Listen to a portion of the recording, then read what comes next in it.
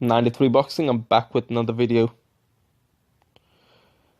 I want to talk about Danny Garcia saying that Canelo is number one pound for pound, or he should be number one pound for pound or number two pound for pound.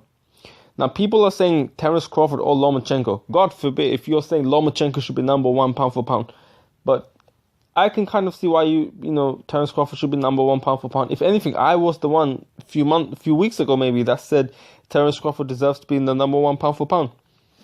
But long time ago, especially like last October, November, I was saying Canelo should be number one pound for pound. And going back to that, right? Canelo went up to fight Triple G, who's the so-called boogeyman. That's what pound for pound fighters do, and this is exactly what Danny Garcia was saying. Name a person who has a better resume than Canelo active. Name a person who has went up divisions, and Canelo did a lot of work in boxing that was amazing, moving up divisions and fighting guys. Triple G hasn't done that. I haven't followed Lomachenko too much, but with 10 fights, he hasn't done too much.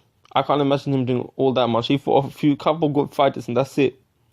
Terence Crawford, he hasn't really fought any top fighters apart from a few, maybe Victor Postal.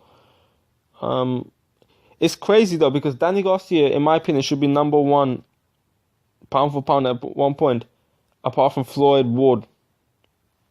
In my opinion, Danny Garcia should have been the number one pound. Like, it'd be Floyd, Ward, and Garcia. And Danny Garcia really deserved to be the undisputed 140-pound champion. It's just, there was a fuckery with the Lamont Pearson's belt that Danny Garcia could never get hold of. Now, we can all agree to disagree, but the fact of the matter is this.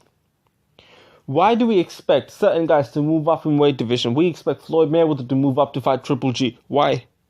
But we don't expect Lomachenko to move up and fight Terence Crawford. We don't expect Kovalev to move up and fight in cruiserweight or heavyweight. But we expect Andre Ward to move up weight divisions. We expect Canelo to move up and fight Triple G. But we don't expect Triple G to move up and fight Andre Ward. None of these guys that don't want to move up are pound for pound worthy. I don't care what people say.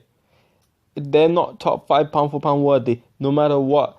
These guys move up division. They're doing it. They're fighting top competition constantly, doing it big. Danny Garcia has become a world champion in 2 different weight classes, and you don't get the credit. Canelo has done similar as well. He's, he obviously 155 middleweight is what he used as opposed to 160 middleweight. But look, he's fought top competition pretty much everywhere he goes. Few cherry picks here and there, but that's what you're supposed to do. All fighters did that. Most top fighters did that, even in the past. So, I personally think maybe Canelo might just be the number one pound for pound fighter, but it's a controversial thing to say. It's a real controversial thing to say. Because a lot of people have Canelo losing the fight. A lot of people hate Canelo, full stop. They had losing the fight against Triple G. Damn. A lot of people think that there's no way that Canelo could have won that fight. And there was no way it's a draw. But not realizing that Canelo landed the better punches and Canelo moved up to fight Triple G. Let's see what happens when Triple G moves up. Triple G's been a middleweight throughout his whole career. But it is what it is, man. I actually think when you look at that perspective, I think Canelo is number one pound for pound. And I think in the rematch, he'll definitely prove it. I think Terence Crawford is maybe number 2, I would say.